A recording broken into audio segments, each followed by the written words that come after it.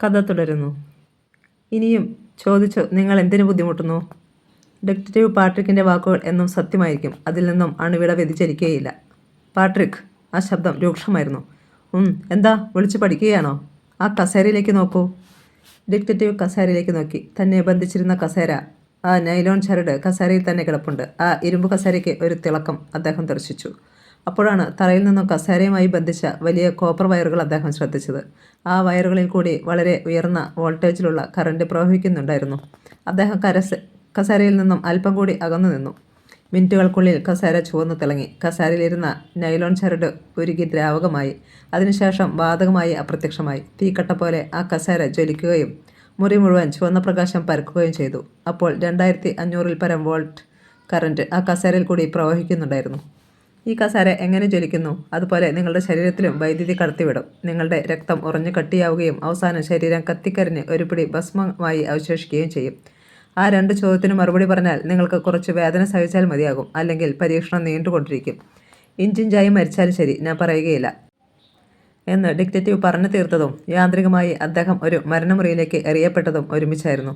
കരിങ്കൽ തറയിൽ വന്നു വീണ പാട്രിക്കിന് വളരെ നേരത്തിന് ശേഷമാണ് ബോധം വീണ്ടും കിട്ടിയത്. അപ്പോൾ അദ്ദേഹം തണുത്തു മരവിച്ച തറയിൽ കിടക്കുകയായിരുന്നു. തറയിൽ നിന്നും എഴുന്നേൽക്കാൻ ശ്രമിച്ചു. കൈക്കാലുകൾ തളർന്നിരുന്നു. പല ഭാഗത്തും വേദന എടുക്കുന്നുണ്ട്. പരീക്ഷണങ്ങളുടെ ആദ്യഘട്ടമാണെന്ന് അദ്ദേഹത്തിന് തോന്നി. അല്പം വേദന സഹിച്ച് അദ്ദേഹം തറയിൽ എഴുന്നേറ്റിരുന്നു. 30 അടി സമചതുരത്തിൽ നേരിയ പ്രകാശമുള്ള ഒരു ചുവന്ന ബൾബ് മാത്രം പ്രകാശിക്കുന്ന ഒരു മുറിയായിരുന്നു അത്. ആ മുറിയിലെ ഭിത്തിക്കുള്ളിൽ ടെലിവിഷൻ ക്യാമറയോ ലൗഡ് സ്പീക്കറോ ഉണ്ടായിരുന്നില്ല. പകരം സ്റ്റീം ചേമ്പറിൽ നിന്നുള്ള 1.5 അടി വ്യാസമുള്ള 2 കോയിലുകൾ മുറിയിലേക്ക് തുറന്നിരുന്നു. ഇനിയും സഹിക്കാൻ തീരുമാനിച്ചാൽ രക്ഷയില്ലെന്ന് അദ്ദേഹം മനസ്സിലാക്കി. എന്നാൽ മുറിയിൽ നിന്നും പുറത്തു കടക്കുവാൻ എന്തെങ്കിലും മാർഗം വേണ്ടേ? മുറിയിൽ ഒരു വാതിലും അദ്ദേഹത്തിൻ്റെ ദൃഷ്ടിക്ക് വിഷയീഭവിച്ചില്ല. പാട്രിക് എഴുന്നേറ്റ് നിന്നു. രാത്രി 1:15 വാച്ചിൽ നോക്കി മനസ്സിലാക്കി. താൻ ഈ കെട്ടിടത്തിൽ വന്നിട്ട് 4 മണിക്കൂറാകാൻ പോകുന്നു. സിൽവിയയോട് പറഞ്ഞിരുന്നത് 3 മണിക്കൂറിനുള്ളിൽ തിരിച്ചെത്തുമെന്നാണ്. എന്നാൽ ആ സമയം കഴിഞ്ഞ് 1 മണിക്കൂർ കൂടുതലായിരിക്കുന്നു. തന്നെ കാണാതെ അവൾ ഭയന്നിരിക്കുകയായിരിക്കും. താൻ അപകടപ്പെട്ടുവെന്ന് അവൾ വിശ്വസിക്കും. അപ്പോൾ സിൽവിയ വല്ല സാഹസത്തിനും മുതിരുകയില്ലേ? എന്നാൽ പെട്ടെന്ന് മുറിയുടെ ഒരു വശത്തെ ഭിത്തിയിലെ ഒരു ഭാഗം ഇളകി മാറി. അവിടെ ഒരു വാതിൽ പ്രത്യക്ഷപ്പെട്ടു. ആ ഭാഗത്ത് കൂരിരുട്ടായിരുന്നു. മുറിയിലെ ഇരുണ്ട വെളിച്ചം ആ ഇരുട്ടിലേക്ക് മടിച്ച് ഇറങ്ങിച്ചെന്നു. ആ ഇരുണ്ട വെളിച്ചത്തിൽ തിളങ്ങുന്ന കണ്ണുകളോട് കൂടിയ ഒരു ഭീമകായനെ അദ്ദേഹം കണ്ടു. ഇരുളിൽ നിന്ന് മനുഷ്യൻ മുറിയിലേക്ക് കയറി. യമകിങ്കരനെ പോലെ തടിച്ചുരുണ്ട ദൃഢഗാത്രനായ ഒരു നീഗ്രോ. അയാളുടെ കയ്യിൽ ഉരുക്കുകട്ടകൾ കെട്ടിയ ഒരു ചാട്ടയും ഉണ്ടായിരുന്നു. അയാൾ മുറിയിൽ കയറിയ ഉടൻ വാതിലടഞ്ഞു. പാട്രിക് ആ മനുഷ്യനെ സൂക്ഷിച്ചു നോക്കി. ആ കാലഭൂതത്തിൻ്റെ നിറം കാപ്പിപ്പൊടി പോലെ കറുത്തതായിരുന്നു. ചുരുണ്ട തലമുടിയും പരന്ന മൂക്കും തടിച്ച ചുണ്ടും അയാൾ ഒരു നീഗ്രോ ആണെന്നതിന് മികച്ച തെളിവായിരുന്നു. ഗുസ്തിക്കാരെ പോലെ ഒരു കാക്കി നിക്കർ അയാൾ ധരിച്ചിരുന്നു. കൈക്കാലുകളും വക്ഷസും ഉറച്ച മാംസപേശികൾ കൊണ്ട് നിർമ്മിച്ചതായിരുന്നു. ഡോക്ടർ സീറോ തൻ്റെ സംഘത്തിലെ ആരാച്ചാരന്മാരായി നീഗ്രോകളെയാണ് നിയമിച്ചിരിക്കുന്നതെന്ന് അദ്ദേഹം മനസ്സിലാക്കിയത് അപ്പോൾ മാത്രമാണ്. മനുഷ്യത്വത്തിൻ്റെ കണിക പോലുമില്ലാത്ത മനുഷ്യമൃഗങ്ങളെ. നീഗ്രോ ചാട്ടവായുവിൽ ചുഴറ്റി തന്നെ മർദ്ദിക്കാൻ തന്നെയാണ് അയാൾ വന്നിരിക്കുന്നതെന്ന് മനസ്സിലാക്കിയിരുന്നതിനാൽ അദ്ദേഹം അതിൽ നിന്നും ഒഴിഞ്ഞുമാറി. അയാളുടെ കൈകൾ യന്ത്രവേഗത്തിൽ ചലിച്ചു. വളരെ ശ്രദ്ധയോടെ ഒഴിഞ്ഞു മാറിയിട്ടും 1-2 അടികൾ പാട്രിക്കിൻ്റെ പുറത്ത് പതിച്ചു. ഉരുക്കുകട്ടകൾ ചാട്ടയുടെ അറ്റത്ത് പിടിപ്പിച്ചിരുന്നതിനാൽ അടിയുടെ വേദന ദുസ്സഹമായിരുന്നു. അടികൊണ്ട് വേദന സഹിക്കുന്നതിൽ നല്ലത് വൈദ്യുതാഘാതം തന്നെയാണെന്ന് അദ്ദേഹത്തിന് തോന്നി. ഒരടി കൂടി അദ്ദേഹത്തിൻ്റെ പുറത്ത് പതിച്ചു. അദ്ദേഹത്തിലുള്ള സാഹസികൻ ഉണർന്നെഴുന്നേറ്റു. കൂടെ ബുദ്ധിയും. അദ്ദേഹത്തിൻ്റെ അധരങ്ങളിൽ ഒരു പുഞ്ചിരി മുട്ടിട്ടു. നീഗ്രോ അടിയുടെ വേഗത കുറച്ചു.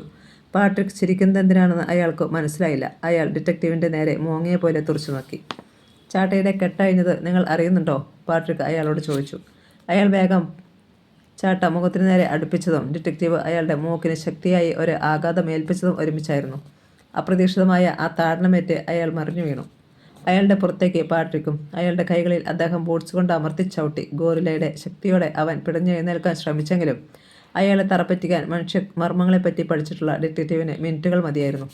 തളർന്ന് അവശനായി ഒരു കറുത്ത തവളയെപ്പോലെ അവൻ മലർന്നു കിടന്നു. അവൻ്റെ രോമകൂപങ്ങളിൽ വിയർപ്പ് പൊടിഞ്ഞിരുന്നു. മല്ലയുദ്ധം കഴിഞ്ഞ പാട്രിക് നെറ്റിയിലേക്ക് വീണ മുടി വലതുകരം കൊണ്ട് പുറകോട്ട് ഒതുക്കി വെച്ചു. എൻ്റെ കാര്യത്തിൽ ഭയപ്പെടാനില്ല. എന്നാൽ ഇനി എങ്ങനെ പുറത്തു കിടക്കും? അദ്ദേഹം പിറുപിറുത്തു. വാതിൽ തുറക്കണമെങ്കിൽ കമാൻഡറുടെ റൂമിലെ ബട്ടൺ അമർത്തണം. പെട്ടെന്ന് ആശയുടെ നേരിയ കിരണം അദ്ദേഹത്തിൻ്റെ മനസ്സിലുദിച്ചു. നീഗ്രോയെ മുറിയിലേക്ക് കടത്താൻ വാതിൽ തുറന്നു. അപ്പോൾ അയാളെ പുറത്തേക്ക് കടത്താനും വാതിൽ തുറക്കുകയില്ലേ? തന്നെ മർദ്ദിക്കുന്നതിന് ഒരു നിർദ്ദിഷ്ട സമയം നിശ്ചയിച്ചിട്ടുണ്ടായിരിക്കും. ആ സമയം കഴിഞ്ഞാൽ വാതിൽ തുറക്കും. അതേസമയം തനിക്ക് പുറത്തു പോകാൻ കഴിയുമെന്ന് അദ്ദേഹം മനസ്സിലാക്കി. എപ്പോഴാണാവോ വാതിൽ തുറക്കുന്നത്? ക്ഷാമബാധിത പ്രദേശങ്ങളിലെ കഞ്ഞി വീഴ്ത്തൽ കേന്ദ്രങ്ങളിൽ ആളുകൾ കാത്തിരിക്കുന്നത് പോലെ പാട്രിക് ആകാംക്ഷയോടെ കാത്തിരുന്നു. നിമിഷങ്ങൾക്ക് മണിക്കൂറുകളുടെ ദൈർഘ്യമുണ്ടെന്ന് അദ്ദേഹത്തിന് തോന്നി. ഒടുവിൽ ഒരു അസുഖകരമായ ശബ്ദത്തോടെ ഭിത്തിയിലെ ഒരു ഭാഗം തെന്നിമാറി. അവിടെ ഒരു വാതിൽ പ്രത്യക്ഷപ്പെട്ടു. പാട്രിക് വാതിലിലൂടെ ഇരുളിലേക്ക് ചാടി. അദ്ദേഹത്തിൻ്റെ സന്തോഷത്തിന് അതിരില്ലായിരുന്നു. ആ ഇടനാഴിയിലൂടെ തപ്പി അദ്ദേഹം മുന്നോട്ട് നടന്നു. അല്പം നടന്നു കഴിഞ്ഞപ്പോൾ ആ ഇടനാഴി ഇടതുവശത്തേക്ക് തിരിഞ്ഞു. ഡിറ്റക്റ്റീവ് വീണ്ടും നടന്നു. തനിക്ക് എങ്ങനെയെങ്കിലും രക്ഷപ്പെടുവാൻ സാധിക്കുമെന്ന് അദ്ദേഹം വിശ്വസിച്ചു. താനൊരു ഇരുമ്പഴിയിൽ ചെന്ന് മുട്ടിയതായി അദ്ദേഹത്തിന് തോന്നി. കൈകൊണ്ട് സ്പർശിച്ചു നോക്കി. അതെ, ഇരുമ്പഴിയാണ്. അദ്ദേഹത്തിൻ്റെ ചുറ്റും ഇരുമ്പഴി. താൻ കണ്ടുപിടിക്കപ്പെടുകയും വീണ്ടും ബന്ധിതനാവുകയും ചെയ്തുവെന്ന് അദ്ദേഹം മനസ്സിലാക്കി. ഡിറ്റക്റ്റീവ് നടന്നു വരുന്നത് ഇരുളിൽ നിന്ന് 2 കണ്ണുകൾ കാണുകയുണ്ടായി. ഉടൻ തന്നെ അയാൾ അടുത്തു തന്നെയുണ്ടായിരുന്ന യന്ത്രത്തിൻ്റെ ലിവറിൽ പിടിച്ചു തിരിച്ചു. അപ്പോൾ മേൽത്തട്ടിൽ നിന്നും 10 അടി വ്യാസമുള്ള ഒരു കമ്പിവല താണുവന്ന് അദ്ദേഹത്തെ അതിനുള്ളിലാക്കി. ഇനി എന്താണ് സംഭവിക്കുന്നതെന്ന് അറിയാൻ പാട്രിക് കമ്പിവലയിൽ പിടിച്ചുകൊണ്ട് കാത്തുനിന്നു. അവിടെ പ്രകാശം പരന്നു. അതൊരു വലിയ മുറിയായിരുന്നു. ഇടനാഴി ആ വലിയ മുറിയിൽ അവസാനിക്കുകയായിരുന്നു. ആ വലിയ മുറിയിൽ ഇരുമ്പു കസേരകൾ നിരത്തിയിട്ട് ഇരിക്കുന്നത് അദ്ദേഹം കണ്ടു. ഒരു വശത്ത് സംഹാരമൂർത്തിയായ ആരാച്ചാർ നിന്നിരുന്നു. അയാൾ കാൽപാദം വരെ ഇറങ്ങിക്കിടക്കുന്ന ചുവന്ന കുപ്പായമായിരുന്നു ധരിച്ചിരുന്നത്. തലയിലൊരു ചുവന്ന കൂറ്റൻ തൊപ്പിയും ഉണ്ടായിരുന്നു. ആ ദീർഘകായൻ്റെ ശരീരഭാഗങ്ങളിൽ പുറത്തു കാണാവുന്നത് മുഖം മാത്രമായിരുന്നു. അയാളുടെ മുൻപിൽ ഒരു ചുവന്ന ബൾബ് കത്തുന്നുണ്ടായിരുന്നു. അതിൽ നിന്നുള്ള പ്രകാശം ആ മുറിയിലെ സ്വാഭാവിക ഭീകരതയ്ക്ക് മാറ്റുകൂട്ടി. ദീർഘകായനായ ആരാച്ചാരുടെ മുൻപിൽ 6ഓളം സ്വിച്ചുകളുള്ള ഒരു സ്വിച്ച് ബോർഡ് ഉണ്ടായിരുന്നു. അയാൾ ഒരു സ്വിച്ചിൽ വിരലമർത്തി. ഡിറ്റക്റ്റീവ് പാട്രിക് വേഗം കമ്പിയിൽ നിന്നും കൈ പിൻവലിച്ചു. ആ കമ്പി വലയിലൂടെ വൈദ്യുതി പ്രവഹിച്ചിരുന്നു. അദ്ദേഹം കമ്പിവലയുടെ മധ്യത്തിലായി നിന്നു. തൻ്റെ കാലുകൾ ഇടറുന്നതായും തല കറങ്ങുന്നതായും കണ്ണുകളിൽ ഇരുട്ട് കയറുന്നതായും അദ്ദേഹത്തിന് തോന്നി. പെട്ടെന്ന് കമ്പിവല മുകളിലേക്ക് ഉയർന്നുപോയി. പാട്രിക് ഒന്ന് തിരിയാൻ ശ്രമിച്ചു. അപ്പോൾ ആരാച്ചറുടെ ഘനഗംഭീരമായ ശബ്ദം കേട്ടു. അനങ്ങരുത്, ഇത് കുറ്റാന്വേഷണ കേന്ദ്രമല്ല, ഇസറിൻ്റെ മരണമുറിയാണ്. ഇസറിന് നേരെ ചെറുവിരൽ അനക്കുന്നവൻ പോലും ഈ മുറിയിൽ വെച്ച് കൊല്ലപ്പെടും. അയാൾ പൊട്ടിച്ചിരിച്ചു. മരണത്തിൻ്റെ അട്ടഹാസം. ഡിറ്റക്റ്റീവിൻ്റെ സിരയിലൂടെ രക്തം ഇരച്ചു കയറി. അദ്ദേഹം 2-3 അടി മുന്നോട്ട് വെച്ചു. അനങ്ങരുത്, ചുട്ടുകളയും. ആരാച്ചരുടെ ശബ്ദം. നിങ്ങളുടെ പുറകിലിരിക്കുന്ന ഇലക്ട്രിക് ഗൺ ഞാനൊരു ബട്ടൺ അമർത്തിയാൽ ഉടനെ നിന്റെ കഥ കഴിക്കും. പാട്രിക് തിരിഞ്ഞു നോക്കി. ഭിത്തിയിൽ ഒരു ഇലക്ട്രിക് ഗണ്ണിൻ്റെ കുഴൽ തൻ്റെ നേരെ തുറച്ചു നോക്കുന്നത് അദ്ദേഹം കണ്ടു. ഏത് വശത്തേക്കും തിരിയാവുന്ന രീതിയിലാണ് ആ ഗൺ ഉറപ്പിച്ചിരിക്കുന്നത്. ആ കസേരയിൽ പോയി ഇരിക്കുക. ആരാച്ചർ ഒരു കസേരയുടെ നേരെ കൈ ചൂണ്ടി. അനുസരിച്ചില്ലെങ്കിൽ ഫലം അറിയാമല്ലോ. അതിൽ ബുദ്ധിപൂർവ്വം ചെന്നിരിക്കുക. തൻ്റെ മരണം ആസന്നമായെന്ന് പാട്രിക്കിന് തോന്നി. അദ്ദേഹത്തിൻ്റെ ജീവൻ ആരാച്ചാരുടെ കൈകളിലാണ്. ആ കൈവിരൽ ഒരു ബട്ടൺ അമർത്തിയാൽ മതി. ആ സാഹസിക പുത്രൻ്റെ ജീവൻ ലോകത്തിൽ നിന്നും എന്നേക്കുമായി പറന്നു പോകാൻ. അയാളെ അനുസരിക്കാതിരിക്കാൻ തരമില്ല. അദ്ദേഹം യാന്ത്രികമായി നടന്നു ചെന്ന് കസേരയിലിരുന്നു. തൻ്റെ ആശകളെല്ലാം അസ്തമിക്കാൻ പോകുകയാണ്. താൻ എന്ന കുറ്റാന്വേഷകൻ ഡോക്ടർ സീറോ എന്ന സംഹാരമൂർത്തിയുടെ മരണമുറിയിൽ നിസ്സഹായനായി മരിച്ചു വീഴാൻ തുടങ്ങുകയാണെന്ന് അദ്ദേഹത്തിന് ബോധ്യമായി. തന്നെ ഓർത്ത് ദുഃഖിക്കുന്ന സിൽവിയയെക്കുറിച്ച് അദ്ദേഹം ഓർത്തു. അവളെക്കുറിച്ചുള്ള സ്മരണ മരുഭൂമിയിലെ കുളിർക്കാറ്റ് പോലെ സുഖകരമായി തോന്നി. മൈ ഡിയർ ഗേൾ, എനിക്ക് വിട തരൂ. ആരാച്ചറുടെ കൈവിരൽ ഒരു ബട്ടണിൽ അമർന്നു. പാട്രിക്കിൻ്റെ സമീപത്ത് താമരകുളത്തിൻ്റെ ആകൃതിയിൽ കടും ചുവപ്പ് നിറത്തിലുണ്ടായിരുന്ന വലിയ ബൾബ് തെളിഞ്ഞു. മരണത്തിൻ്റെ പ്രകാശം. ഡിറ്റക്റ്റീവ് പാട്രിക് കണ്ണുകൾ ഇറുക്കിയടച്ചു. കസേരയിൽ ചെറിയ തോതിൽ വൈദ്യുതി പ്രവഹിച്ചു. തൻ്റെ രക്തം കട്ടിയാവുന്നത് അദ്ദേഹം ഭാവനയിൽ കണ്ടു. ഇലക്ട്രിസിറ്റിയുടെ പ്രവാഹത്തിൽ മരിക്കുന്നതും കത്തിക്കരിയുന്നതും അവസാനം ഒരു പിടി ഭസ്മമായി അവശേഷിക്കുന്നതും അദ്ദേഹം ഭാവനയിൽ കണ്ടു. ആ ചാരം ഇസറിൻ്റെ കിങ്കരന്മാർ സീക്രട്ട് സർവീസ് കേന്ദ്രങ്ങളിലേക്ക് അയച്ചു കൊടുക്കും. 5 മിനിറ്റ് കഴിഞ്ഞിട്ടും താൻ മരിക്കാതിരിക്കുന്നതോർത്ത് അത്ഭുതപ്പെട്ടുകൊണ്ട് പാട്രിക് കണ്ണു തുറന്നു. അപ്പോൾ കണ്ട ദൃശ്യം അദ്ദേഹത്തെ കൂടുതൽ അത്ഭുതപ്പെടുത്തി. ദീർഘകായനായ ആരാച്ചാർ നിലത്തു മരിച്ചു കിടക്കുന്നു. പാട്രിക്കിനെ വിശ്വസിക്കാൻ കഴിഞ്ഞില്ല. അത്ഭുതം കൊണ്ട് വികസിച്ച നയനങ്ങളോടെ അദ്ദേഹം ചുറ്റും കണ്ണോടിച്ചു. പെട്ടെന്ന് വാതിൽ തകർത്തുകൊണ്ട് സിൽവിയ അവിടെ പ്രവേശിച്ചു. അവളുടെ കയ്യിൽ മൈതാനത്തിൽ വെച്ചു അദ്ദേഹം കൊടുത്ത സൈലൻസർ ഘടിപ്പിച്ച കൈത്തോക്കുമുണ്ടായിരുന്നു. ഒറ്റവടിക്ക് അവൾ ചുവന്ന ബൾബ് തകർത്തു കളഞ്ഞു. ആവേശഭരിതനായ പാട്രിക് കസേരയിൽ നിന്നും എഴുന്നേറ്റു. വരൂ, നമുക്ക് രക്ഷപ്പെടാം, അവൾ പറഞ്ഞു. അവൾ വേഗം വാതിലിലൂടെ ഇരുളിലേക്ക് പ്രവേശിച്ചു. Detective Patrick രക്ഷപ്പെട്ടിരിക്കുന്നു. ഇസഡിൻ്റെ ഏജന്റുമാരുടെ ഓരോ മുറിയിലെ ലൗഡ് സ്പീക്കറുകളിലും ആ ശബ്ദം മുഴങ്ങി. അപ്പോഴേക്കും പാട്രിക്കും സിൽവിയയും കോട്ടയ്ക്ക് പുറത്തു കടന്നിരുന്നു. വൈദ്യുതി പ്രവഹിക്കുന്ന കമ്പിവേലിയും കടന്ന് അവർ ഹിമം പൊതിഞ്ഞ പാറക്കൂട്ടങ്ങളുടെ അടുത്തെത്തി. സിൽവിയയുടെ കയ്യിൽ ടോർച്ചുണ്ടായിരുന്നെങ്കിലും അവൾ അത് തെളിച്ചിരുന്നില്ല. ഇസഡിൻ്റെ ഏജന്റുമാർ ആയുധധാരികളായി കോട്ടയ്ക്ക് പുറത്തേക്ക് പായുന്നത് അവർ കണ്ടു. അവരുടെ കണ്ണിൽ പെട്ടുപോയാൽ ഉടൻ കഥ കഴിഞ്ഞത് തന്നെ. ഏജന്റുമാരിൽ ആരും കമ്പിവേലിക്ക് പുറത്തേക്ക് പോകുന്നത് അവർ കണ്ടില്ല. പാറക്കൂട്ടങ്ങളുടെ നിഴലിലൂടെ അവർ ശ്രദ്ധിച്ച കാലടികളോടെ നടന്നു. കഠിന ശൈത്യവും ശരീരഭാഗങ്ങളുടെ വേദനയും പാട്രിക്കിനെ തളർത്തിക്കളഞ്ഞു. എങ്കിലും അദ്ദേഹം ശക്തി സംഭരിച്ചുകൊണ്ട് മുന്നോട്ട് ഗമിച്ചു. കോട്ടയുടെ മുകളിലുള്ള മഞ്ഞ ബൾബിൽ നിന്നുള്ള പ്രകാശത്തിൽ നിന്നും സ്തൂപം പോലെയുള്ള ഒരു വലിയ പാറ അവരെ മറച്ചിരുന്നു.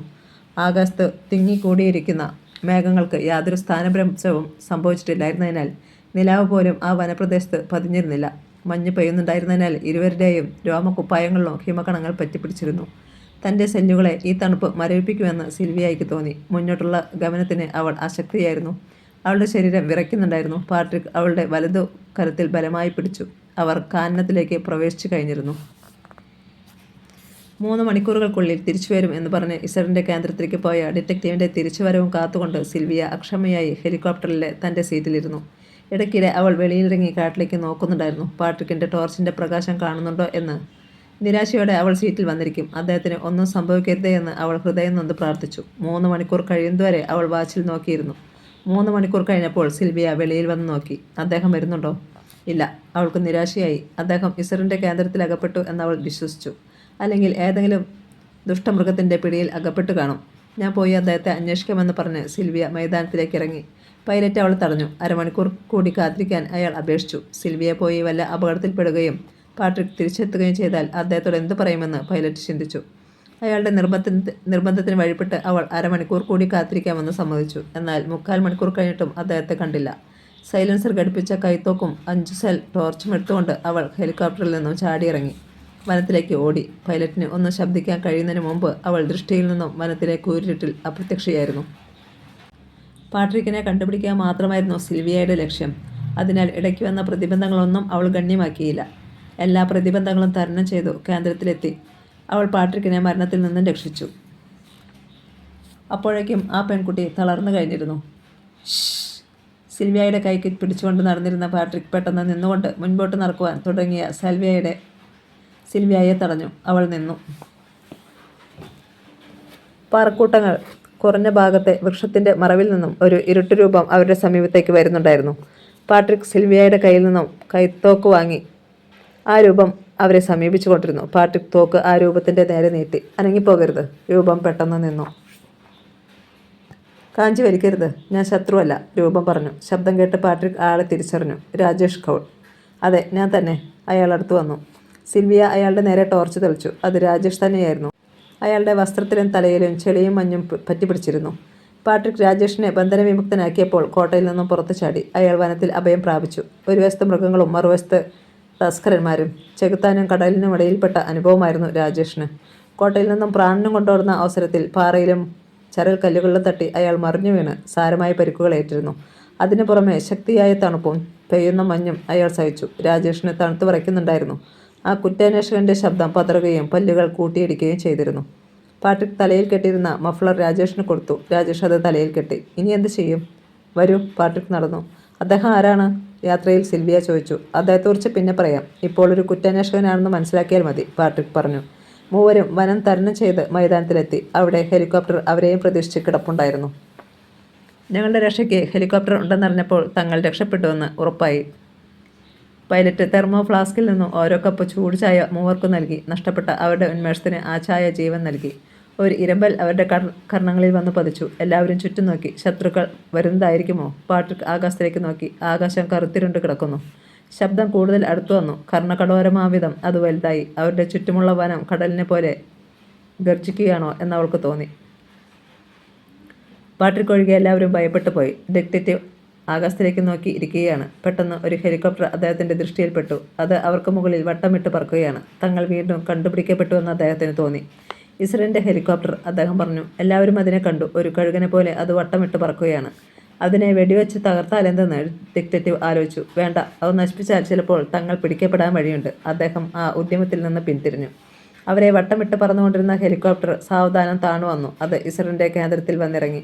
തങ്ങൾ സംശയിച്ചതുപോലെ അവർ തങ്ങളെ കണ്ടില്ലെന്ന് അവർക്ക് മനസ്സിലായി. എന്നാൽ ഇനി ഇവിടെ നിൽക്കുന്നത് ശരിയല്ല. ഹെലികോപ്റ്റർ പറപ്പിക്കാൻ പാട്രിക് പൈലറ്റിന് ആജ്ഞ നൽകി. ഹെലികോപ്റ്ററിൻ്റെ സെർച്ച് ലൈറ്റ് പ്രകാശിച്ചു. ശക്തിയായ പ്രകാശം വനത്തെ തുളച്ചുകൊണ്ട് കടന്നുപോയി. സൈലൻസർ ഘടിപ്പിച്ച ആ ഹെലികോപ്റ്റർ ഉയർന്നു പൊങ്ങി. കേന്ദ്രത്തിന് മുകളിൽ ഇസഡ് പ്രകാശ തരംഗം അപ്പോഴും മിന്നുന്നുണ്ടായിരുന്നു. ഇസഡിൻ്റെ ഏജന്റുകളുടെ കണ്ണിൽ പെടുന്നതിന് മുൻപ് ഹെലികോപ്റ്റർ മേഘങ്ങൾക്കുള്ളിൽ മറഞ്ഞു. ഡാർവിനിലെത്തിയ പാട്രിക് തൻ്റെ സ്നേഹിതനും CID ഉദ്യോഗസ്ഥനുമായ ഹെൻറിസണിൻ്റെ താമസ സ്ഥലത്തെത്തി. ഹെൻറിസൺ ആയിരുന്നോ ബ്രീസ് ബെയിനിലായിരുന്നപ്പോൾ ഡിറ്റക്റ്റീവ് പാട്രിക്കിന് അടിയന്തര വയർലെസ് സന്ദേശം അയച്ചത്? ഹെൻറിസണും മിസ്സസും കൂടി അതിഥികളെ പാട്രിക്, രാജേഷ് കൗൾ, സിൽവിയ എന്നിവരെ സ്വീകരിച്ചു. മൂവർക്കും നല്ല വിശപ്പുണ്ടായിരുന്നതിനാൽ ഹെൻറിസൺ അവരെ ഡൈനിങ് റൂമിലേക്ക് നയിച്ചു. ഭക്ഷണം കഴിഞ്ഞപ്പോൾ ഉറക്കം അവരുടെ ക്ഷീണിച്ച നേത്രങ്ങളിൽ കുടിയേറിപ്പാർത്തു. രാജേഷ് കൗളിനുള്ള മുറി ഹെൻറി കാണിച്ചു കൊടുത്തു. അയാൾ ആ മുറിയിലേക്ക് പോയി. സിൽവിയയെ കൂട്ടിക്കൊണ്ട് ഹെൻറിയുടെ മിസ്സസും ബെഡ്റൂമിലേക്ക് പോയി. ഡിറ്റക്റ്റീവ് പാട്രിക്കും ഹെൻറിയും മുറിയിൽ അവശേഷിച്ചു.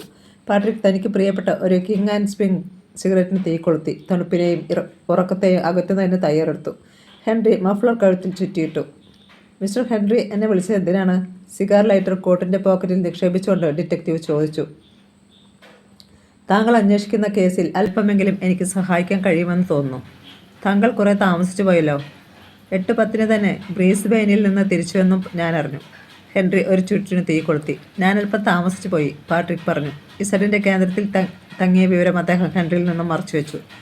ഞാൻ താങ്കൾ അന്വേഷിക്കുന്ന ഡോക്ടർ സീറോയെ പറ്റി തന്നെയാണ് പറയാൻ തുടങ്ങുന്നത്. ഒരു പക്ഷേ താങ്കൾ അതിനെപ്പറ്റി അറിഞ്ഞു കാണുകയില്ല. ഞാൻ പറയുന്ന വസ്തുത താങ്കൾക്ക് കൂടുതൽ ഉപകാരപ്രദമാവുമെന്ന് ഞാൻ വിശ്വസിക്കുന്നു. ഒരു കുറ്റാന്വേഷകനായ ഞാൻ ഇത് പറയുന്നത് താങ്കൾ എൻ്റെ ഒരു ആത്മസുഹൃത്തായതുകൊണ്ടാണ്. മാത്രമല്ല, സീറോയെക്കുറിച്ചുള്ള അന്വേഷണത്തിൽ എന്നേക്കാൾ കൂടുതൽ താങ്കൾ മുന്നോട്ട് പോയിട്ടുണ്ടെന്ന് ഞാൻ വിശ്വസിക്കുന്നു. ഒരു മുഖവരി എന്നോണോ ഹെൻറി പറഞ്ഞു. അദ്ദേഹം ഇനി എന്താണ് പറയാൻ തുടങ്ങുന്നതെന്നറിയാൻ ആകാംക്ഷയുടെ പാട്രിക് ഹെൻറിയുടെ മുഖത്തേക്ക് നോക്കി. ഹെൻറി സേഫിൽ നിന്നും ഒരു കവർ എടുത്തുകൊണ്ടുവന്നു. അദ്ദേഹം അത് തുറന്നു. 3 ഫോട്ടോകൾ പുറത്തേക്കെടുത്തു. അത് 3 കളർ ഫോട്ടോകളായിരുന്നു. ഒരു ഫോട്ടോ പാട്രിക് പെട്ടെന്ന് തിരിച്ചറിഞ്ഞു. അത് ഡോക്ടർ സീറോയുടേതായിരുന്നു. അടുത്ത 2 ഫോട്ടോകളും ഒരു ഫോട്ടോയുടെ 2 പകർപ്പുകളായിരുന്നു. ആ ഫോട്ടോകളിലേക്ക് പാട്രിക് നിർനിമേഷനായി നോക്കിയിരുന്നു. ഈ ഫോട്ടോയിലുള്ള ആളെ താങ്കൾ കണ്ടിട്ടുണ്ടോ? ഹെൻറി അദ്ദേഹത്തിൻ്റെ മുഖത്തേക്ക് നോക്കി. ഉണ്ട്, എവിടെയോ കണ്ടു മറന്നതുപോലെ തോന്നുന്നു. ഫോട്ടോയിൽ നിന്നും കണ്ണെടുക്കാതെ പാട്രിക് പറഞ്ഞു. കറുത്ത ഓവർകോട്ടും പച്ച ഷർട്ടും ചുവന്ന ടൈയും ആ കളർ ഫോട്ടോയിൽ വ്യക്തമായി കാണാം. ഡോക്ടർ സീറോയുടേത് പോലെയാണ് മുഖമെങ്കിലും ചില വ്യത്യാസങ്ങൾ കാണുന്നുണ്ട്. മുഖത്ത് അവ്യക്തമായ കറുത്ത പാടുകൾ കാണാം. ഹിറ്റ്ലറുടെ പോലെയുള്ള മുറി മീശയ്ക്ക് പകരം നീണ്ട വരയൻ മീശയാണ്. ഇത് ഡോക്ടർ സീറോ തന്നെയാണ്, ഹെൻറി പറഞ്ഞു. എന്ത്? ഡിറ്റക്റ്റീവിന് വിശ്വസിക്കാൻ സാധിച്ചില്ല. അതെ, ഇത് ഡോക്ടർ സീറോ തന്നെയാണ്. സ്പെയിനിലെ പർവ്വത സാനുക്കളിൽ വെച്ച് ആ സാഹസികന് അപകടം സംഭവിച്ചു. പാരച്യൂട്ട് വഴി വിമാനത്തിൽ നിന്നും ചാടിയ അയാൾ ശക്തിയായി പർവ്വതത്തിൽ വന്നിടിച്ചപ്പോൾ മുഖത്തും ശരീരത്തും വളരെ മുറിവുകളുണ്ടായി. അയാളുടെ ഒരു സംഘം ആ പർവ്വത പ്രദേശത്തുണ്ടായിരുന്നതിനാൽ ജീവാപായം സംഭവിച്ചില്ല. മുറിവുകൾ ഭേദമായില്ലെങ്കിലും മുഖം വികൃതമായിരുന്നു. ആ വൈരൂപ്യം മാറുന്നതിന് പ്ലാസ്റ്റിക് സർജറിയെ അയാൾ ശരണം പ്രാപിച്ചു. അങ്ങനെ മാംസം പോയി കുഴിഞ്ഞ ഭാഗത്ത് വേറെ മാംസം വെച്ച് പിടിപ്പിച്ചു. അതാണ് ആ മുഖത്ത് കാണുന്ന വ്യക്തമായ പാടുകൾ. മുറിമീശയ്ക്ക് മാത്രം മാറ്റം വരുത്തിയിട്ടുണ്ട്. ഹെൻറി ചുരുട്ടിൻ്റെ ചാരം ആശ്രയിൽ തട്ടി. താങ്കൾക്ക് ഈ ഫോട്ടോ എങ്ങനെയാണ് ലഭിച്ചത്? ഫോട്ടോയിൽ നിന്നും കണ്ടെടുത്തുകൊണ്ട് പാട്രിക് ചോദിച്ചു. ഇത് സ്പെയിനിൻ്റെ തലസ്ഥാനമായ മാഡ്രിഡിൽ നിന്നും എൻ്റെ ഒരു സ്നേഹിതൻ അയച്ചു തന്നതാണ്. അദ്ദേഹവും ഒരു കുറ്റാന്വേഷകനാണ്. സ്പെയിനിലെ പർവ്വത പ്രദേശത്തുള്ള ഇസഡിൻ്റെ നിഗൂഢ സങ്കേതത്തെപ്പറ്റി അദ്ദേഹം 6 മാസമായി അന്വേഷണം നടത്തിക്കൊണ്ടിരിക്കുന്നെന്നും താമസിയാതെ തന്നെ ആവാൻ തസ്കര സംഘത്തെ അമർച്ച ചെയ്യാൻ കഴിയുമെന്നും അദ്ദേഹം കഴിഞ്ഞ ദിവസം അറിയിച്ചിരുന്നു.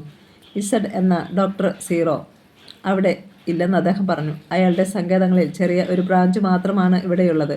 വലിയ വ്യവസായം നടത്തുന്നത് പോലെയാണ് ഡോക്ടർ സീറോ തൻ്റെ ഭീകരപ്രവർത്തനങ്ങൾ രൂപവൽക്കരിച്ചിരിക്കുന്നത്. സീറോ ഇവിടെ ഉണ്ടെന്നറിഞ്ഞതുകൊണ്ടും ഞാൻ അയാളെ അന്വേഷിക്കുന്നത് കൊണ്ട് മാത്രമാണ് ഈ ഫോട്ടോകൾ അദ്ദേഹം എനിക്ക് അയച്ചു തന്നത്.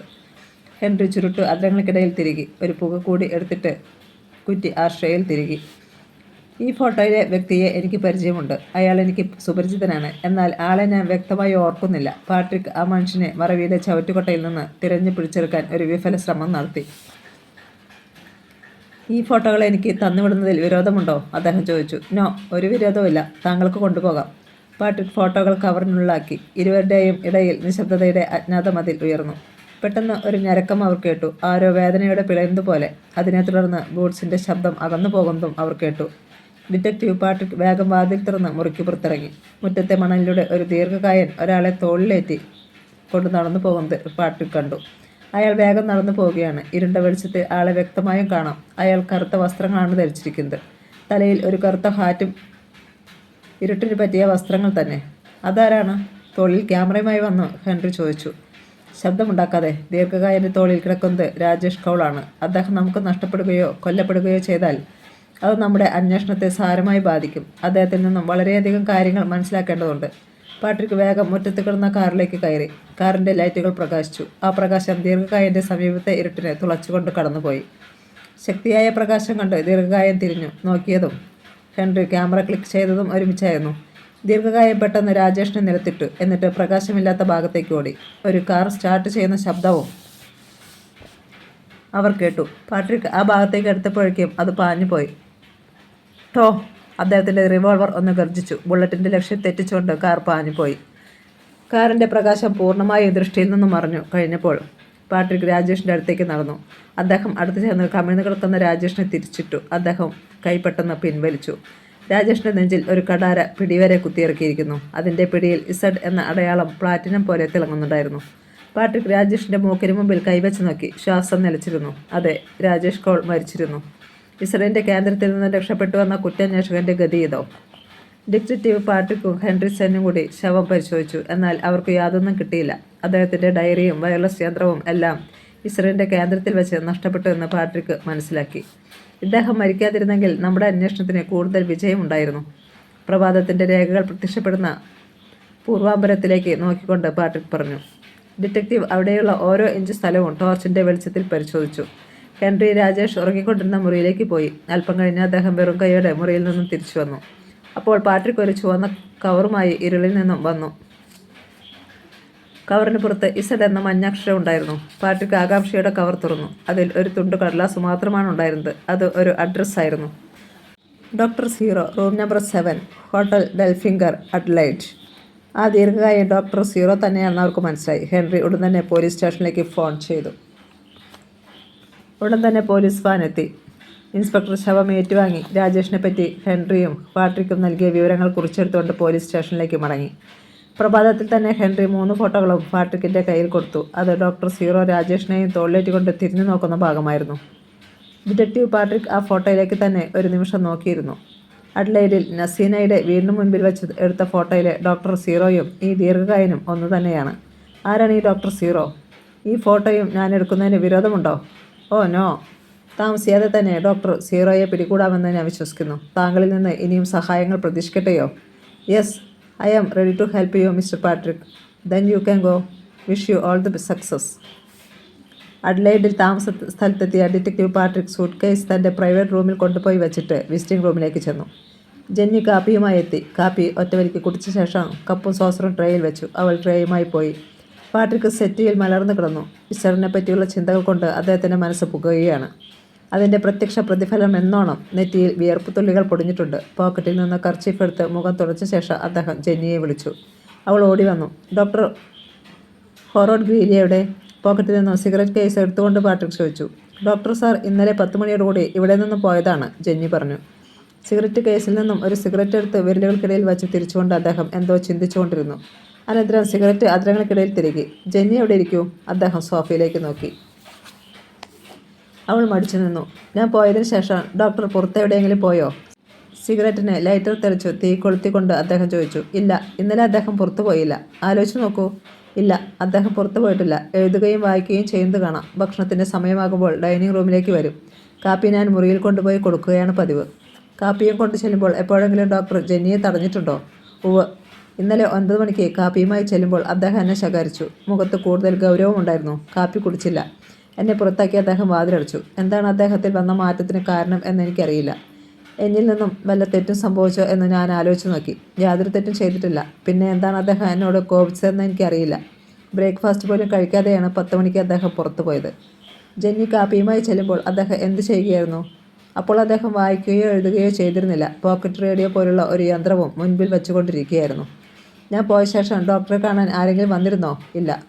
ഡോക്ടർ എങ്ങോട്ടാണ് പോകുന്നതെന്ന് പറഞ്ഞോ? അത്യാവശ്യമായി സിഡ്നിയിലേക്ക് പോകുകയാണെന്ന് പറഞ്ഞു. ശരി, ജെന്നിക്ക് പോകാം. പാട്രിക് സിഗരറ്റിൻ്റെ കുറ്റി ആശ്രയിൽ തിരുകി. അപ്പോഴാണ് ടീപ്പോയിൽ കിടന്ന അന്നത്തെ ടൈംസ് ദിനപത്രം അദ്ദേഹത്തിൻ്റെ ദൃഷ്ടിയിൽപ്പെട്ടത്.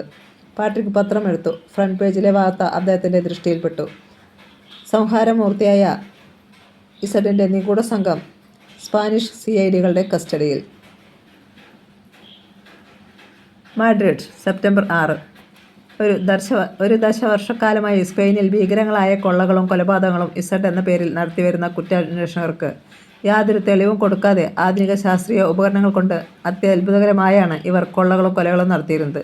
ഈ ഭീകരപ്രവർത്തനങ്ങൾക്ക് തിരശ്ശീലയിടുന്നതിന് ഇവിടുത്തെ കുറ്റാന്വേഷണ വിദഗ്ധന്മാർ അക്ഷീണം പരിശ്രമം നടത്തുകയായിരുന്നു.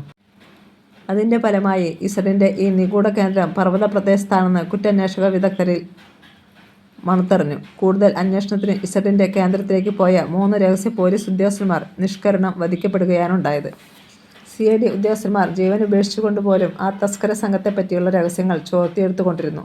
അതിൻ്റെ ഫലമായി ആ വൻ തസ്കര സംഘത്തെ കീഴ്പ്പെടുത്തുന്നതിന് ക്രിമിനൽ ഇൻവെസ്റ്റിഗേഷൻസ് ബ്യൂറോയ്ക്ക് കഴിഞ്ഞു. എന്നാൽ ആ കേന്ദ്രത്തിൻ്റെ കമാൻഡറായ ഡോക്ടർ സീറോയെ ഇനിയും പിടികിട്ടിയില്ലെന്ന് റിപ്പോർട്ട് ചെയ്തിരിക്കുന്നു. ഡോക്ടർ സീറോയുടെ 2 ഫോട്ടോകളും പത്രത്തിലുണ്ടായിരുന്നു. അതിലൊന്ന് ഹെൻറി സെന്റ് പാട്രിക്കിനെ ഏൽപ്പിച്ച തരത്തിലുള്ള ഫോട്ടോയായിരുന്നു. പ്ലാസ്റ്റിക് സർജറി ചെയ്ത ഡോക്ടറുടെ ഫോട്ടോ. പാട്രിക് ഫോട്ടോയിൽ തന്നെ നോക്കിയിരിക്കുമ്പോൾ ഡോക്ടർ ഹോറോഡ് ഗ്രീലി കയ്യിൽ ഒരു സൂട്ട് കേസുമായി അവിടേക്ക് കടന്നു വന്നു. ഡിറ്റക്റ്റീവ് ഹോറോഡിൻ്റെ മുഖത്തേക്ക് തുറച്ചു നോക്കി, എന്തോ അത്ഭുതം കാണുന്ന പോലെ. അനന്തരം അദ്ദേഹം പത്രത്തിൻ്റെ ഫോട്ടോയിലേക്ക് നോക്കി. അദ്ദേഹത്തിൻ്റെ നയനങ്ങൾ അത്ഭുതം കൊണ്ട് വികസിച്ചു, പക്ഷേ പെട്ടെന്ന് മാഞ്ഞുപോയി. മിസ്റ്റർ ഹോറോഡ് എങ്ങോ യാത്രയ്ക്ക് പോയി വരുന്നത് പോലെ തോന്നുന്നല്ലോ, പത്രം ടീപ്പോയിൽ വെച്ചുകൊണ്ട് പാട്രിക് ചോദിച്ചു. അതെ, സിഡ്നി വരെ അത്യാവശ്യമായി പോകേണ്ടതുണ്ടായിരുന്നു. 9:30 അവിടെ നിന്ന് തിരിച്ചതാണ്. വല്ലാത്ത ക്ഷീണം. ഡോക്ടർ ഗ്രീലി തൻ്റെ മുറിയിലേക്ക് പോയി. ഡിറ്റക്റ്റീവ് പാട്രിക് സെറ്റിൽ നിന്നും ചാടി എണീറ്റു.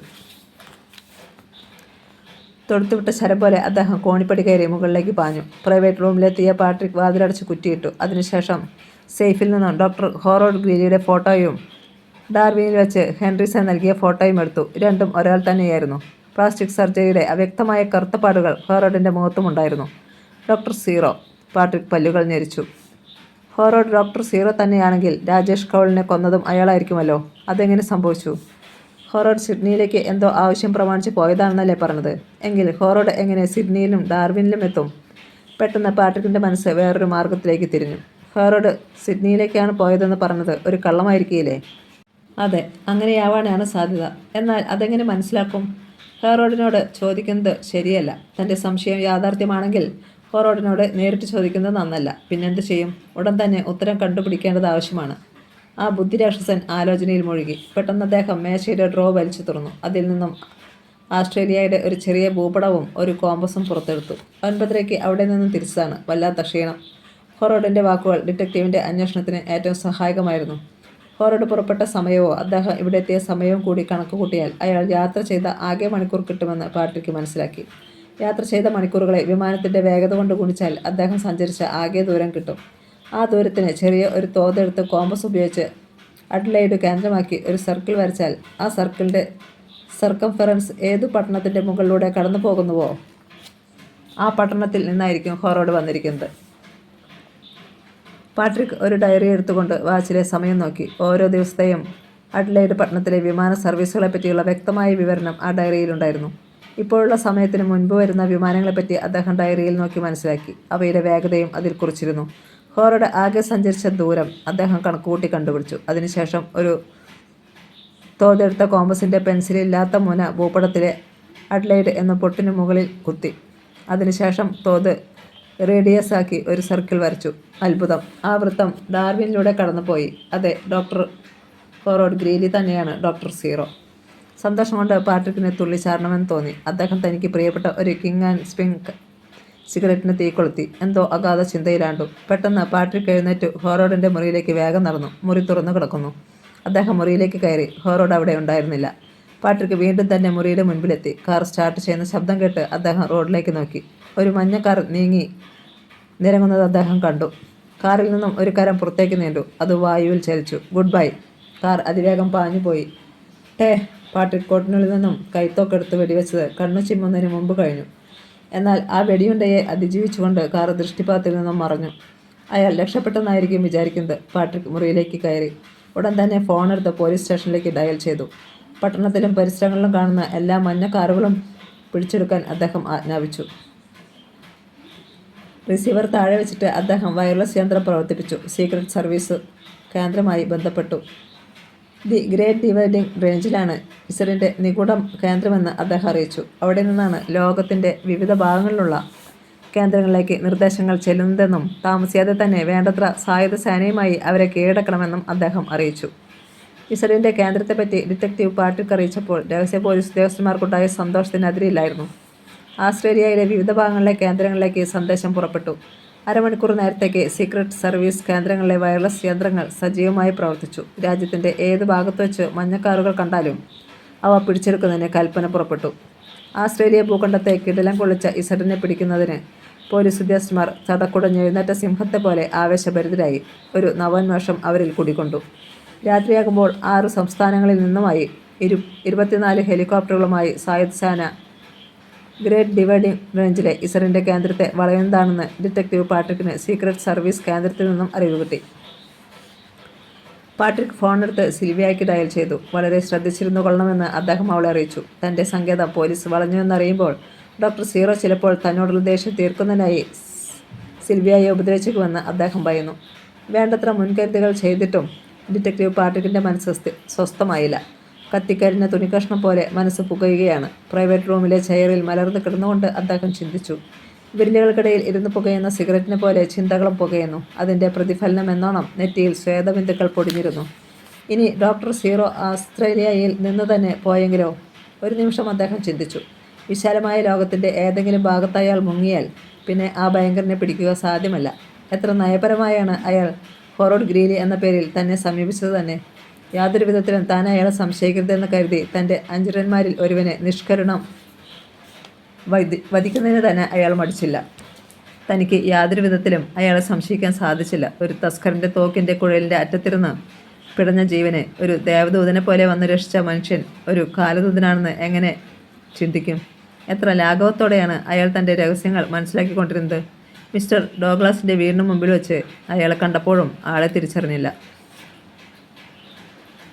നിങ്ങളുടെ ഓരോ രഹസ്യങ്ങളും നിഗൂഢമായി പഠിച്ചുകൊണ്ട് അദ്ദേഹം ആയിരക്കണക്കിന് മൈലുകൾ അകലെ കഴിയുകയാണ്. നിങ്ങൾ അദ്ദേഹത്തെ എത്രയോ പ്രാവശ്യം കണ്ടിട്ടുണ്ട്.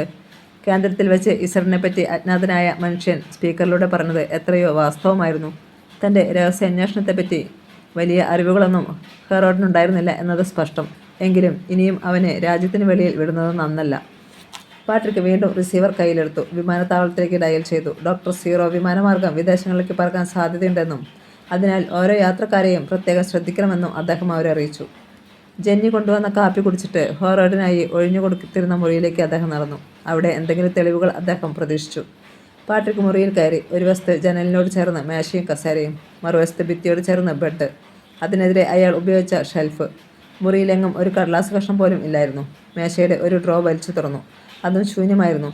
ഷെൽഫ് തുറന്നു. അതിൽ കുറേ പുസ്തകങ്ങൾ അടുക്കി വെച്ചിരുന്നു.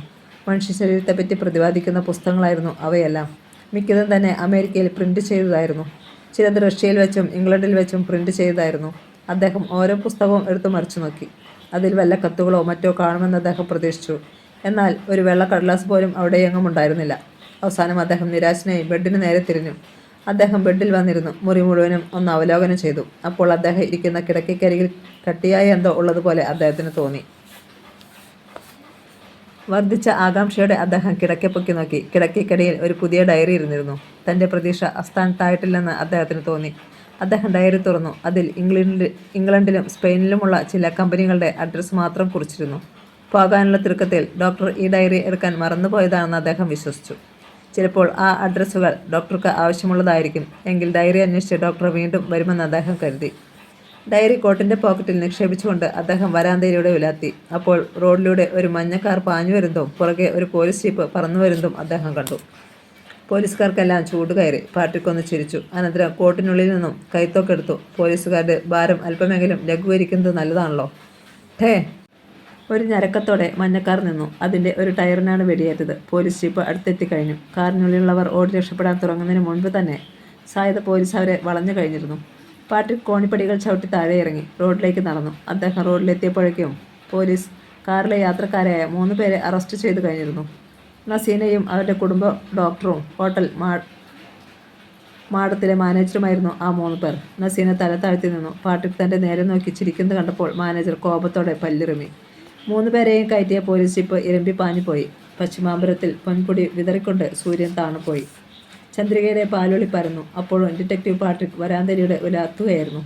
അപ്പോൾ ഗേറ്റ് കടന്ന് ഒരു ചെറിയ നിഴൽ രൂപം നടന്നു വരുന്നത് അദ്ദേഹം കണ്ടു. അദ്ദേഹം സൂക്ഷിച്ചു നോക്കി. 2.5 അടി ഉയരം വരുന്ന ഒരു സത്വം.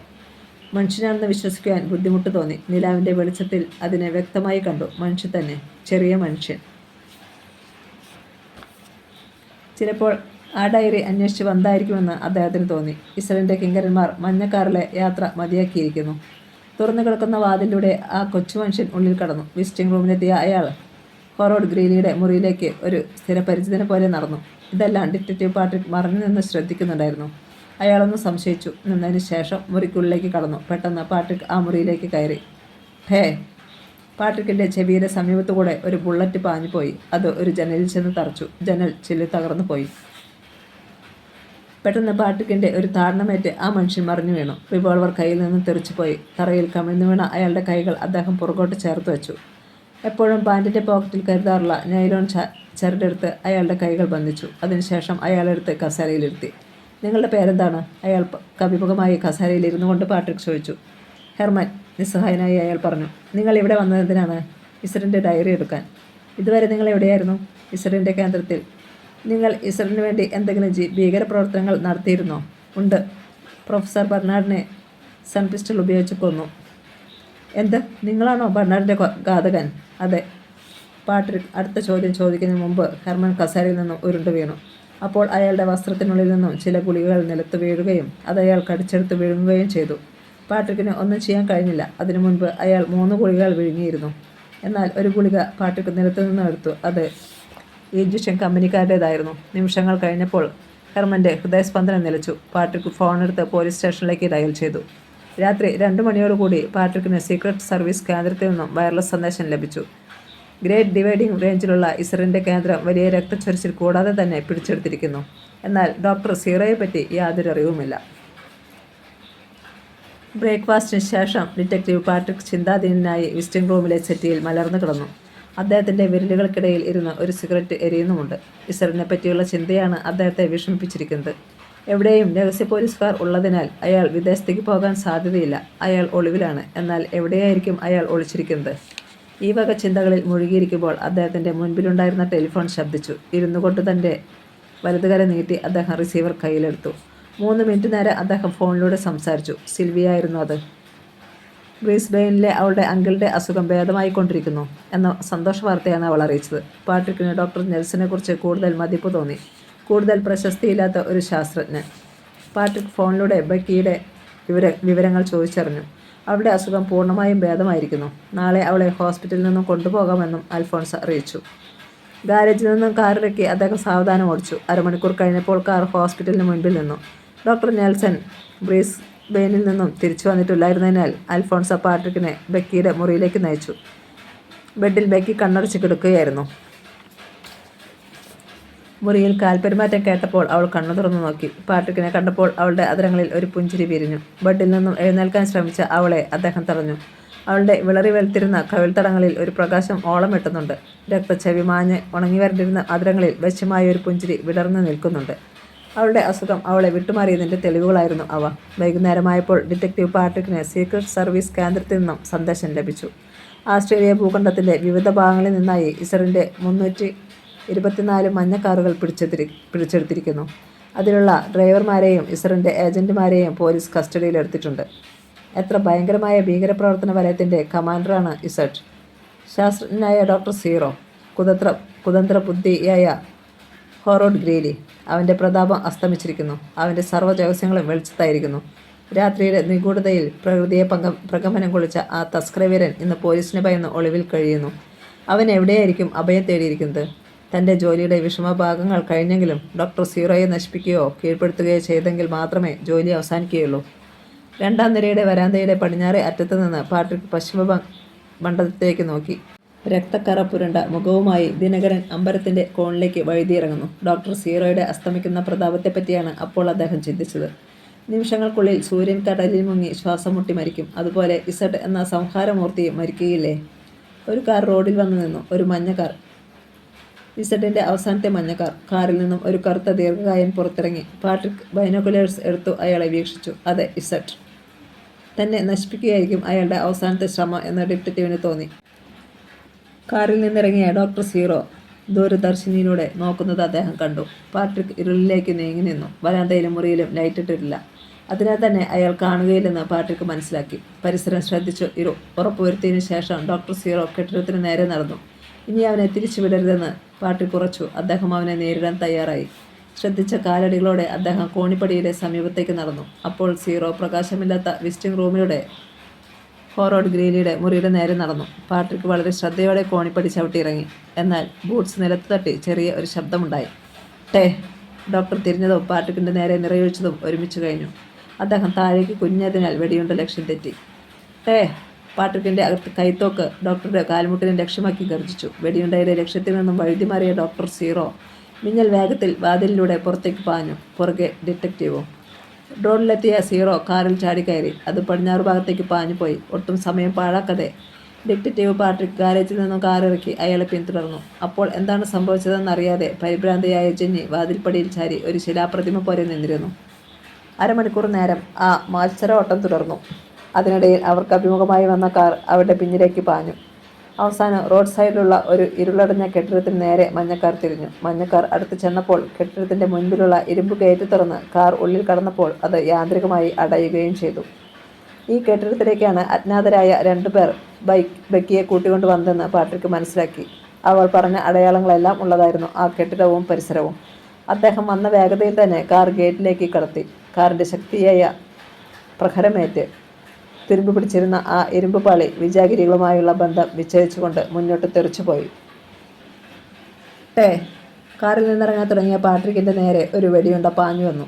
പെട്ടെന്ന് അദ്ദേഹം കുനിഞ്ഞതിനാൽ കാറിൻ്റെ ചില്ലുകളെ തകർത്തുകൊണ്ട് വെടിയുണ്ട കരിങ്കൽ ഭിത്തിയിൽ ചെന്നു തറച്ചു. ധൃതിയിൽ കുനിഞ്ഞ പാട്രിക് കാറിൽ നിന്നും തറയിലേക്ക് മറിഞ്ഞു വീണു.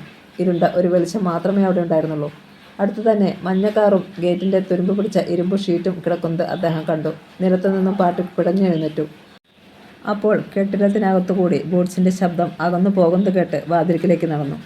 ഡിറ്റക്റ്റീവ് വാതിൽക്കിലെത്തിയതും വെടിപൊട്ടിയതും ഒപ്പമായിരുന്നു. പരിഭ്രമത്തിൽ കൈവിറച്ചതുകൊണ്ടോ എന്തോ വെടിയുടെ ലക്ഷ്യം തെറ്റി വാതിൽ പാളിയിൽ പതിച്ചു. ആ മുറിയിൽ നിന്നും മുകളിലത്തെ നിലവിലേക്കുള്ള ഗോവണിയിൽ നിന്ന് വെടിപൊട്ടിയപ്പോഴുണ്ടായ പ്രകാശം മിന്നിമറഞ്ഞത് അദ്ദേഹം കണ്ടു.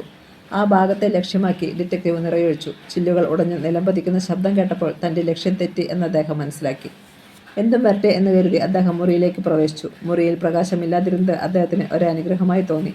വീണ്ടും വെടിപൊട്ടി. പാട്രിക് തിരിച്ചു നിറയൊഴിച്ചു. തുടർന്ന് വെടിയുടെ ശബ്ദം മാത്രമേ അവിടെ കേൾക്കാനുണ്ടായിരുന്നുള്ളൂ. 2 പേരുടെയും വെടിയുണ്ട ലക്ഷ്യസ്ഥാനത്ത് കൊണ്ടിരുന്നില്ല. വെടിയുണ്ടകളെല്ലാം വെറുതെ നഷ്ടപ്പെടുകയാണെന്ന് ചിന്തിക്കാനുള്ള സമയം അവർക്കുണ്ടായിരുന്നില്ല. എതിരാളിയെ തകർക്കുക എന്ന ഒറ്റ വിചാരം മാത്രമേ അവർക്കുണ്ടായിരുന്നുള്ളൂ. മറുവശത്ത് നിന്ന് വെടിശബ്ദം കേൾക്കാനില്ലെന്ന് മനസ്സിലായപ്പോൾ പാട്രിക് വെടി നിർത്തി. ഡോക്ടറുടെ റിവോൾവറിലെ 6 വെടിയുണ്ടകളും തീർന്നെന്ന് അദ്ദേഹം മനസ്സിലാക്കി. പാട്രിക്കിൻ്റെ കൈത്തോക്കിൽ 16 ബുള്ളറ്റുകൾ ശേഷിച്ചിരുന്നു. ലണ്ടനിൽ നിർമ്മിച്ച ഒരു കൈത്തോക്കായിരുന്നു അത്. 24 ബുള്ളറ്റുകൾ അതിൽ നിറയ്ക്കാൻ കഴിയുമായിരുന്നു. അത്യാവശ്യമെന്ന് തോന്നിയാൽ മാത്രം നിറയൊഴിച്ചാൽ മതിയെന്ന് അദ്ദേഹം കരുതി. ഡോക്ടർ സീറോയെ കഴിയുന്നതും കൊല്ലപ്പെടുത്താതെ കീഴടക്കണം. കോണിപ്പടി കയറുന്ന ശബ്ദം. ഡോക്ടർ മുകളിലേക്ക് കയറുകയാണ്. കോട്ടിനുള്ളിൽ പെൻടോർച്ച് ഉണ്ടായിരുന്നെങ്കിലും അത് തെളിക്കുന്നത് അപകടത്തെ ക്ഷണിച്ചു വരുത്തുകയാണെന്ന് തോന്നിയതിനാൽ ഡിറ്റക്റ്റീവ് അതിന് തുനിഞ്ഞില്ല. സാവധാനം ഇരുട്ടിലൂടെ നടന്ന് മുകളിലേക്കുള്ള കോണിപ്പടിയിലൂടെ ചുവട്ടിലെത്തി. ശ്രദ്ധിച്ച കാലടികളോടെ മുകളിലേക്ക് നടന്നു. മുകളിലത്തെ വരാന്തയിൽ ഇരുണ്ട പ്രകാശമായിരുന്നു. ആ പ്രകാശത്താൽ അടുത്ത മുറിയുടെ മുൻപിലായി ഡോക്ടർ സീറോ നിൽക്കുന്നത് അദ്ദേഹം കണ്ടു. ഡിറ്റക്റ്റീവിനെ കണ്ട ഉടൻ അയാൾ മുറിയിലേക്ക് കയറി. പാട്രിക് വേഗം ആ മുറിയുടെ നേരെ നടന്നു. പെട്ടെന്ന് തൻ്റെ പുറകിൽ ഒരു കാൽപെരുമാറ്റം കേട്ട പാട്രിക് ഞെട്ടിത്തിരിഞ്ഞു. അവിടെ ദീർഘകായനായ ഒരു മനുഷ്യൻ നിന്നിരുന്നു.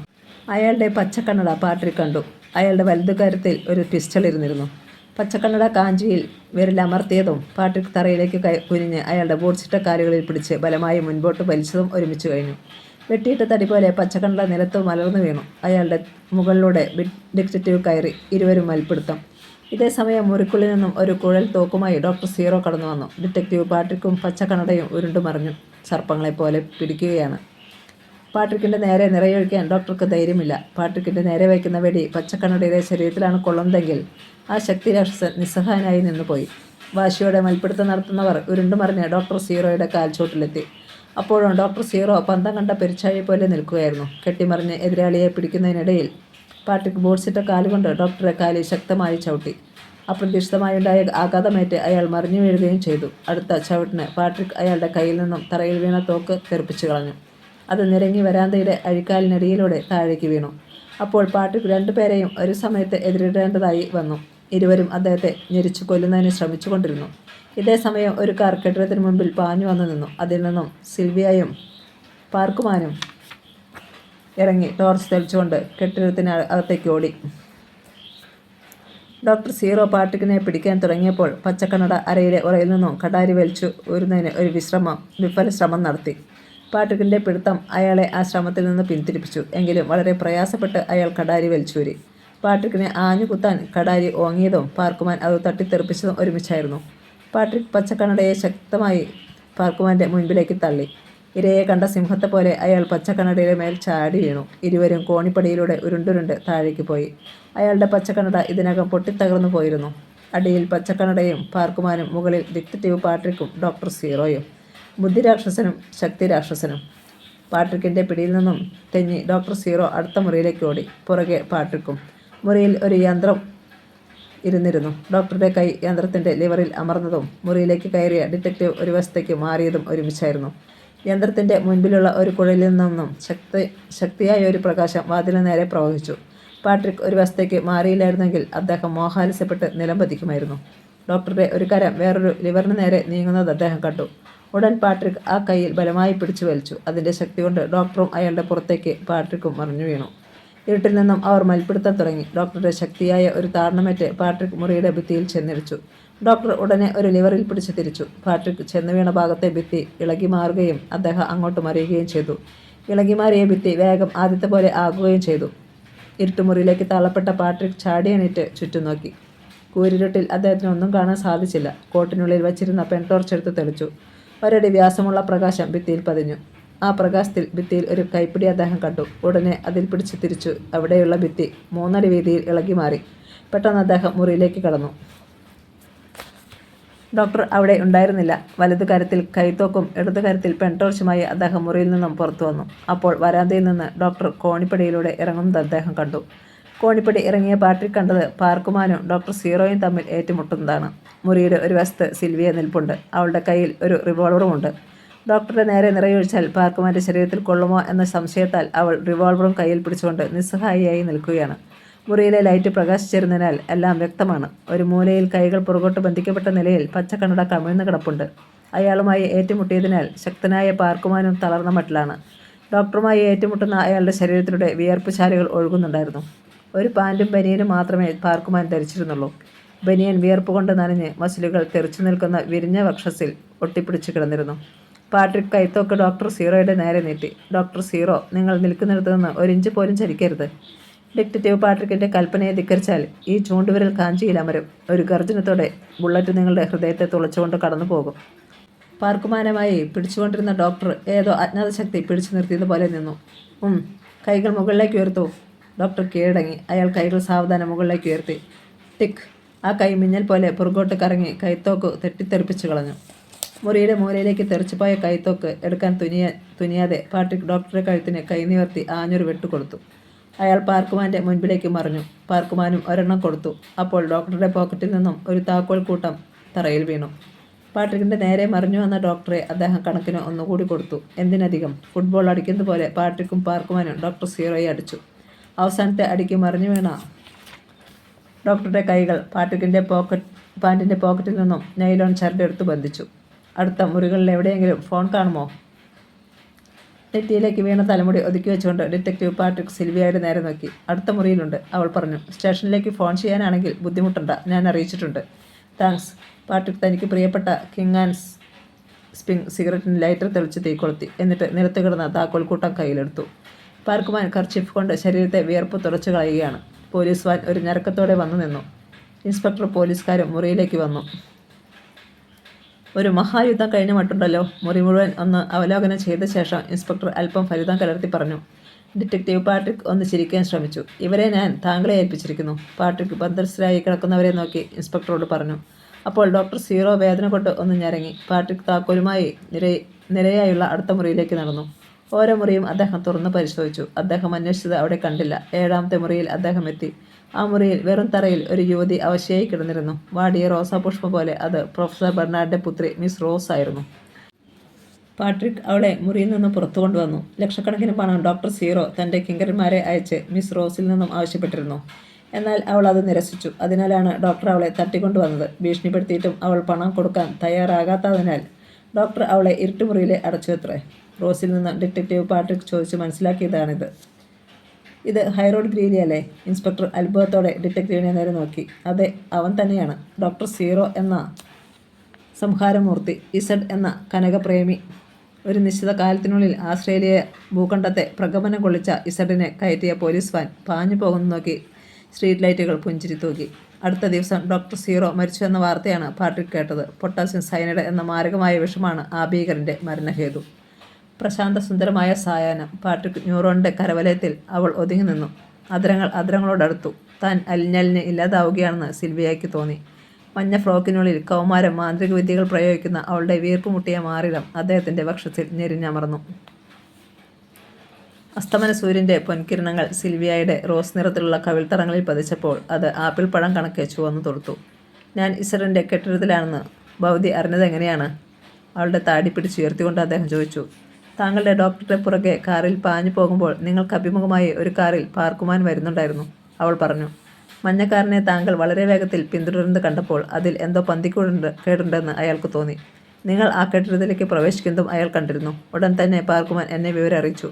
അപ്പോൾ ഞങ്ങൾ രണ്ടുപേരും അങ്ങോട്ട് വന്നു. അവൾ ചായം പുരട്ടി ചുമപ്പിച്ച നഖങ്ങളുടെ സൗന്ദര്യം ആസ്വദിച്ചു കൊണ്ടിരുന്നു. ഞാനൊരു സന്തോഷ വാർത്ത അറിയിക്കാം. എന്താണെന്ന അർത്ഥത്തിൽ അവൾ അദ്ദേഹത്തിൻ്റെ മുഖത്തേക്ക് നോക്കി. സുഡാനിലെ ഖർത്തും നഗരത്തിൽ അത്ഭുതകരമായ ചില കൊലപാതകങ്ങൾ നടന്നിട്ടുണ്ട്. ജോണാണ് എന്നെ വിവരം അറിയിച്ചത്. അതിനാൽ ഞാൻ ഉടൻ തന്നെ ലണ്ടനിലേക്ക് പോകും.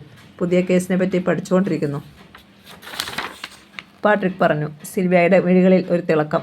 ആലിസിൻ്റെ അത്ഭുത നഗരം അവളുടെ കൺകോണുകളിൽ ഉറങ്ങിക്കിടക്കുന്നതായി അദ്ദേഹത്തിന് തോന്നി. ഋതുക്കൾ കാലത്തിനതീതമായി അവളുടെ കവിൾത്തടങ്ങളിൽ വന്നു നിരന്നതുപോലെയും മലയാള സാഹിത്യകാരന്മാരുടെ ഭാഷയിൽ ഒരു ഓമർ ഖയ്യാമിൻ്റെ ഈരടികൾ പോലെ സുന്ദരമായ അവളുടെ അധരങ്ങൾ ഒരു ചുംബനത്തിനു വേണ്ടി ധരിക്കുന്നത് പോലെയും അദ്ദേഹത്തിന് തോന്നി. ഒരു നിമിഷം അവരുടെ അധരങ്ങൾ ഒന്നു ചേർന്നു. അപ്പോൾ ഡോക്ടർ സീറോയെക്കുറിച്ചുള്ള ചിന്തകൾ പാട്രിക് ന്യൂറോണിൻ്റെ സ്മൃതിപഥത്തിൽ നിന്നും മറഞ്ഞു കഴിഞ്ഞിരുന്നു. ഈ കഥ ഇവിടെ പൂർണ്ണമാകുന്നു.